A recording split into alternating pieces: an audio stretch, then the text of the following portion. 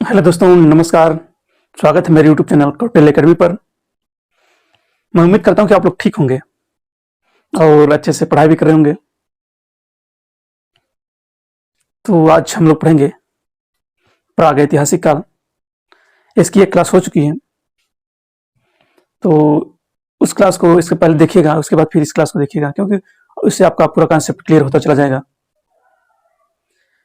तो उस वीडियो में हम लोगों ने प्रागैतिहासिक काल का क्लासिफिकेशन देखा था, जिसमें पूरा पाषाण काल, मध्य पाषाण काल एवं नव पाषाण काल के बारे में पढ़ा था। आज हम लोग पूरा पाषाण काल को अच्छे से पढ़ेंगे, जिसमें पूरा पाषाण काल को 3 भागों में बांटा गया है। तो कुछ हेडिंग डालेंगे, पूरा पाषाण काल।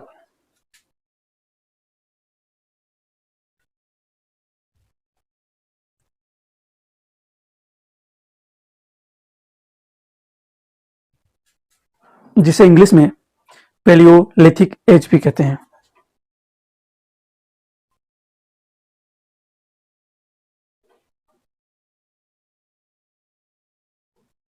पैलियोलिथिक एज कहते हैं। इसे 3 भागों में बांटा गया है। इसके पहले हम लोगों ने क्लासिफिकेशन देख लिया था, फिर भी देख लेते हैं। इसे 3 भागों में बांटा गया है। पहला भाग है पूर्व पाषाण काल।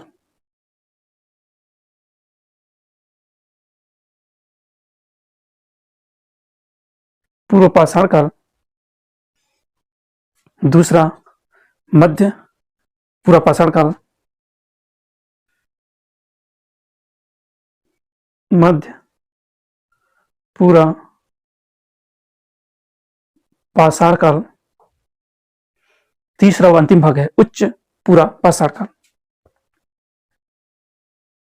उच्च पूरा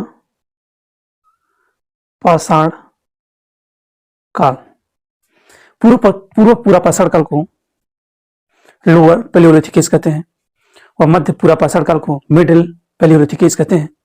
उच्च पूरा पाषाण काल को अपर पैलियोलिथिक एज कहते हैं। जो इसका टाइम पीरियड है दोस्तों, पूर्व पाषाण काल का 25 लाख से 9 लाख बीसी तक है, जबकि मध्य पूरा पाषाण काल का टाइम पीरियड है 9 लाख बीसी से 9 लाख बीसी से 40,000 बीसी तक। 40,000 बीसी तक। बीसी का मतलब बिफोर क्राइस्ट, मतलब ईसा पूर्व। 40,000 बीसी से 10,000 बीसी तक है। इसका क्लासिफिकेशन है।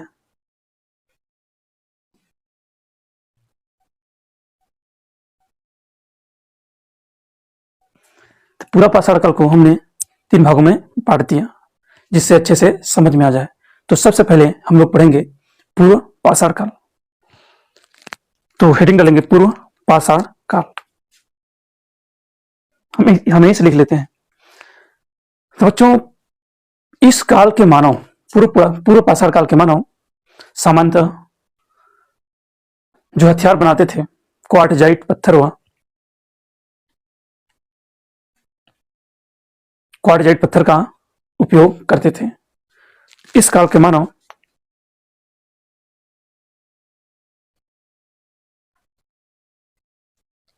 इस काल के मानव सामान्यतः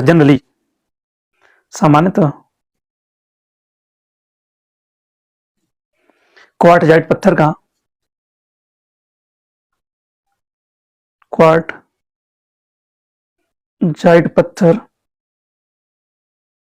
का उपयोग करते थे। कहाँ करते थे? औजारों को, हथियारों को बनाने के लिए। हथियारों का करते क्या थे ये लोग? तो आज के समय में कृषि जैसे आधुनिक सुविधा नहीं थी। उस समय लोग जानवरों को मारकर खाते थे। तो उसमें जो हथियार बनाते थे, उसमें क्वार्टजाइट पत्थरों का यूज करते थे। इस काल के उपकरण सामान्यतः दो भागों में बांट सकते हैं। इस काल के उपकरण को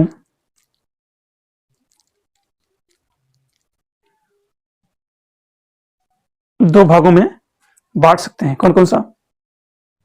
एक तो है चॉपर चॉपिंग्स, चॉपर चॉपिंग, पेबुल संस्कृति, पेबुल संस्कृति, और दूसरा है हैंडेक्स संस्कृति। कौन सी दोस्तों? हैंडेक्स।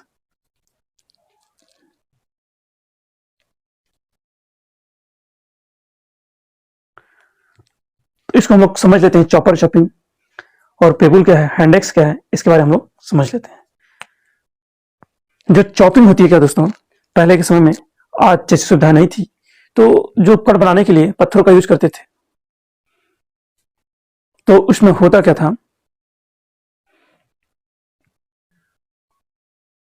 पत्थर के जो टुकड़े होते थे, नदी में बहते बहते बहाव के कारण रगड़ खाकर चिकने और सपाट हो जाते थे, जिसे हम लोग क्या कहते थे, चॉपर कहते थे। चॉपर किसे कहते थे? नदी में पत्थर बहते बहते बहते बहते घिस जाता था, तो घिस कर चिकना सपाट हो जाता था, जिसे हम लोग चॉपर कहते थे। क्या कहते थे दोस्तों? चॉपर। पत्थर के टुकड़े, पत्थर के वे टुकड़े, पत्थर के वे टुकड़े जिनके किनारे पानी के बहाव में रगड़ खाकर चिकने व सपाट हो जाते थे, हम उसे चॉपर कहते थे। इसमें एक तरफा धार होती थी, इसमें एक तरफा धार होती थी। जबकि हैंडेक्स, हैंडेक्स क्या दोस्तों? हैंडेक्स में दोहरी धार वाली, हैंडेक्स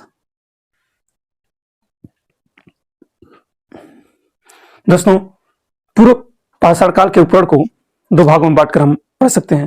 पहला है चॉपर चॉपिंग पेबुल संस्कृति और दूसरा हैंडेक्स संस्कृति। तो चॉपर चॉपिंग पेबुल संस्कृति क्या है? इसके उपकरण सर्वप्रथम पंजाब की सोहन नदी घाटी में से प्राप्त हुए हैं।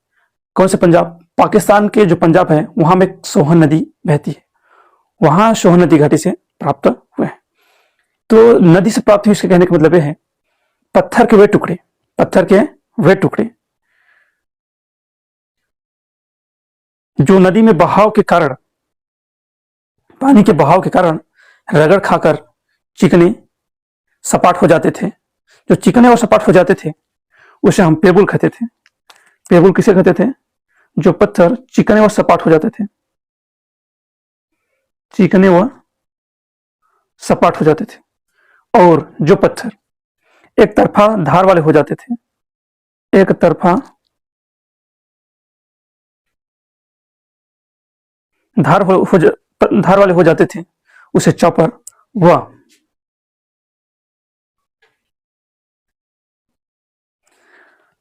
जिसमें दोनों तरफ धार हो जाती थी उसे चॉपिंग कहते थे।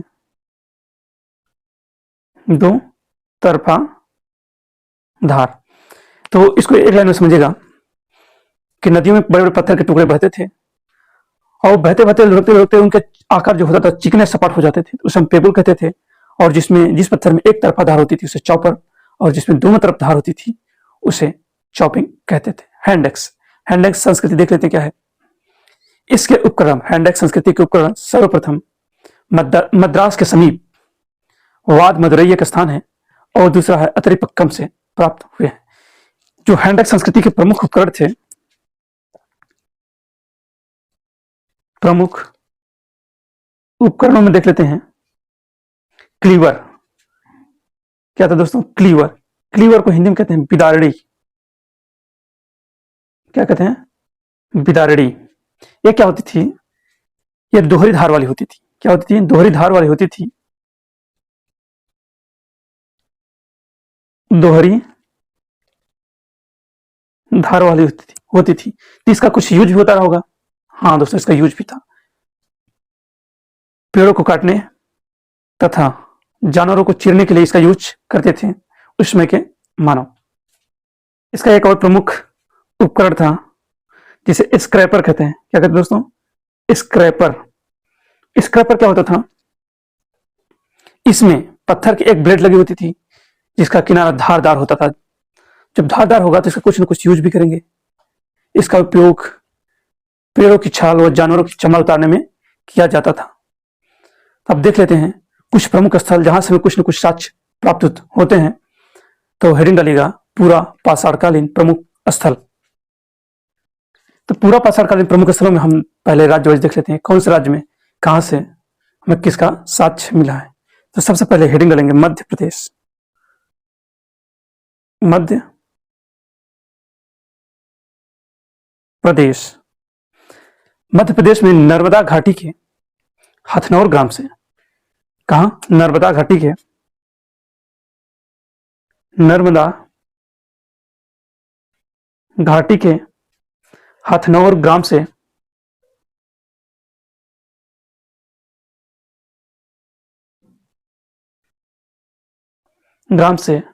मानव के खोपड़ी के प्रमाण मिले हैं। मानव के खोपड़ी के प्रमाण मिले हैं। तो दोस्तों अगर क्वेश्चन आ जाए कि मानव के खोपड़ी के प्रमाण कहां से मिले हैं, कहां से मिले दोस्तों? मध्य प्रदेश से। इसी नर्मदा के निकट भोपाल से लगभग 40 किलोमीटर दक्षिण में भीमबेटका की गुफा। दोस्तों भीम बेटका की गुफा से मानव के निवास स्थलों का पता चला है। गुफा से मानव के निवास स्थल के साक्ष्य प्राप्त होते हैं। तो उसी तरह जिस तरह से मैंने अभी मध्य प्रदेश का देखा था, अब उसे जस्ट पड़ोसी राज्य उत्तर प्रदेश के बारे में देख लेते हैं। तो हेडिंग डालिएगा उत्तर प्रदेश। उत्तर प्रदेश में बेलन नदी घाटी से, कम दोस्तों बेलन नदी घाटी से पूरा पाषाण युग से लेकर 9 युग तक एक उपकरण का एक पूरा क्रम प्राप्त हुआ है। कहां से? बेलन नदी घाटी से। बेलन नदी घाटी से पूरा पाषाण युग से लेकर 9 पाषाण युग तक के उपकरणों का एक पूरा क्रम प्राप्त हुआ है। तो उसमें हम देख लेते हैं कौन कौन से उपकरण प्राप्त हुए हैं। उपकरण में देख लेते हैं, यहां से हमें क्लीवर, हैंड एक्स,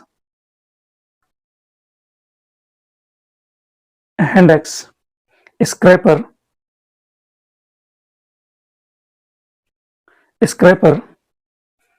व चॉपर चॉपिंग जैसे उपकरण यहां से प्राप्त हुए हैं।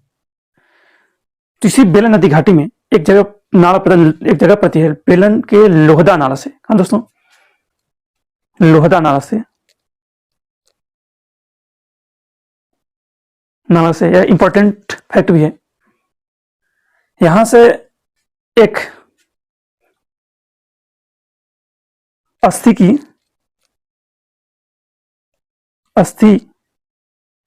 की मातृ देवी की प्रतिमा प्राप्त हुई है। अस्थि से निर्मित मातृ देवी की प्रतिमा प्राप्त हुई है। क्या दोस्तों क्या क्या प्राप्त हुआ है उत्तर प्रदेश से? उत्तर प्रदेश के बेलन नदी घाटी से कुछ उपकरण प्राप्त हुए हैं, जैसे क्लीवर, हैंड एक्स, स्क्रैपर व चॉपर चॉपिंग जैसे उपकरण हमें प्राप्त हुए हैं। इसी बेलन नदी घाटी में एक जगह है लोहदा नाला से अस्थि से निर्मित मातृ देवी की प्रतिमा प्राप्त हुई है। अब चले आते हैं साउथ इंडिया, दक्षिण भारत में। दक्षिण भारत में भी कुछ पूरा पाषाणकालीन उपकरण प्राप्त हुए हैं। तो सर्वप्रथम रॉबर्ट बूश फ्रूट, एक विद्वान थे रॉबर्ट ब्रूस फूट। कौन दोस्तों? रॉबर्ट ब्रूस फूट, जिसने 1863 ईस्वी में मद्रास के पास पलवरम नामक स्थान से पहला पहला हैंड एक्स उपकरण की खोज की। अब हेडिंग डालेंगे मध्य पाषाण काल। दोस्तों हेडिंग डालेंगे मध्य पूरा पाषाण काल। क्या है हेडिंग डालेंगे? मध्य पूरा पाषाण काल। मध्य पूरा पाषाण काल में क्वार्टजाइट पत्थरों के स्थान पर, इसके पहले हम लोगों ने देखा था पूरा पाषाण काल में क्वार्टजाइट पत्थरों का यूज करते थे उपकरण को बनाने के लिए, लेकिन मध्य पूरा पाषाण काल में ऐसा नहीं है। तो मध्य पूरा पाषाण काल में मानवों ने क्वार्टजाइट पत्थरों के स्थान पर quartzite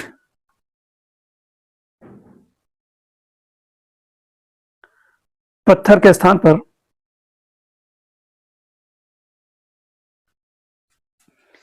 jasper, chart of flint,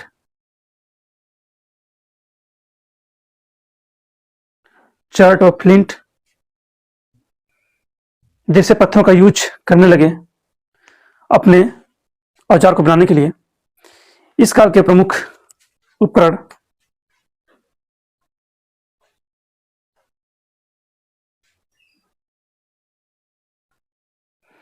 उपकरण निम्न है, जिसमें फलक,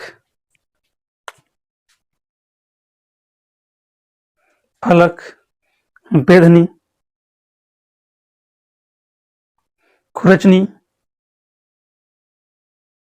व तक्षड़ी प्रमुख है। फलक होता था, ऐसा औजार होता था जिसे पत्थरों को तोड़कर बनाया जाता था। फलक को पत्थरों को तोड़कर बनाया जाता था। बेधनी को इंग्लिश में पॉइंट कहते हैं। क्या कहते हैं दोस्तों? पॉइंट। बेधनी इसके दोनों सिरों पर घिसाई करके प्रखर और तेज बनाया जाता था, जिसके आगे का भाग पतला व नुकीला होता था। खुरचनी को इंग्लिश में स्क्रैपर कहते हैं। स्क्रैपर, जिसको मैंने पूरा पाषाण काल में भी बताया है, इसको बताने का कोई फायदा है नहीं। और एक होता है तक्षड़ी को इंग्लिश में ब्यूरिन का या फिर तक्षड़ी के, दोनों का मतलब एक ही है। तो यह ब्लेड के समान होता था, जिसका यूज पेड़ की छाल व जानवरों की खाल निकालने में किया जाता था। तो मध्य पूरा पाषाणकालीन कुछ प्रमुख स्थल देख लेते हैं। तो हेडिंग डालेंगे प्रमुख स्थल। प्रमुख स्थल में यूपी में चकिया, यूपी में एक स्थान है चकिया। यूपी में चकिया कहाँ है? वाराणसी जिले में। और दूसरा स्थान है सिंगरौली बेसिन। कहाँ है? सिंगरौली बेसिन। ये कहाँ पर दोस्तों? मिर्जापुर में। बेलन घाटी व रायसेन जिला मध्य प्रदेश में स्थित कुछ भीमबेटका की गुफा से प्रमुख उपकरण प्राप्त हुए हैं। तो अगली हेडिंग डालिएगा उच्च पूरा पाषाण काल। उच्च पूरा पाषाण काल। उच्च पूरा पाषाणकालीन अवस्था में आर्द्रता की थोड़ी कमी आई। इस अवस्था का विस्तार हिमयुग की उस अंतिम अवस्था के साथ रहा जब जलवायु अपेक्षाकृत गर्म हो गई। जब जलवायु गर्म हो गई तो इसकी विशेषताओं को हम दो महत्वपूर्ण भागों में बांटकर देख सकते हैं। तो जब जलवायु गर्म हो गई, साथ साथ पहले की अपेक्षा कुछ ठंडी हुई थी। तो इस समय नए चकमक उद्योग की स्थापना हुई।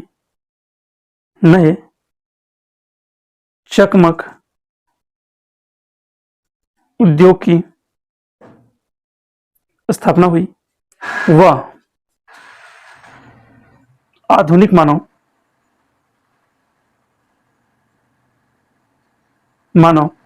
होमो सेपियंस का उदय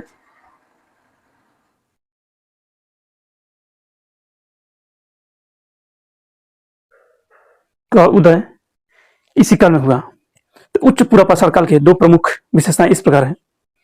नए चकमक उद्योग की स्थापना हुई, वह आधुनिक मानव होमो सेपियंस का उदय हुआ, जिसको हम वर्तमान के मानव से भी कंपेयर कर सकते हैं।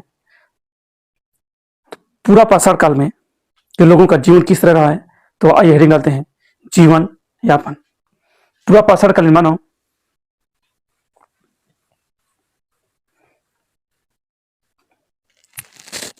पूरा पाषाण कालीन मानव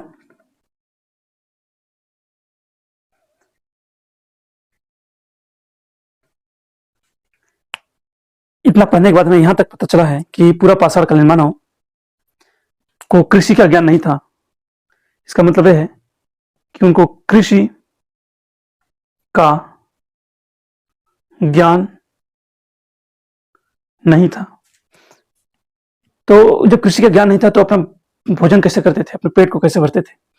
इस कारण वे वनों से प्राप्त फल फूल व आखेट के द्वारा मारे गए कुछ पशुओं को खाते थे और नदी व झीलों में पकड़ी गई मछलियों द्वारा अपना भोजन करते थे और उसी पर निर्भर थे। अर्थात इस काल का मानव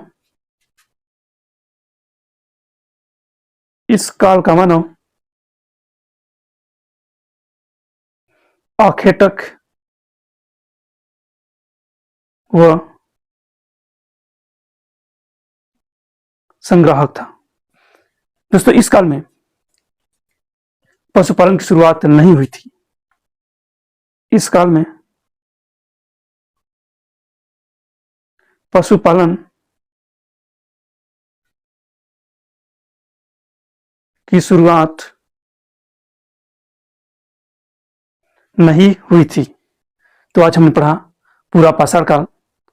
तो नेक्स्ट वीडियो में हम लोग पढ़ेंगे मध्य पाषाण काल व नव पाषाण काल के बारे में विस्तृत चर्चा करेंगे। तो आज यहीं तक। धन्यवाद। वीडियो अगर पसंद आया आप लोग लाइक शेयर सब्सक्राइब जरूर करें। धन्यवाद।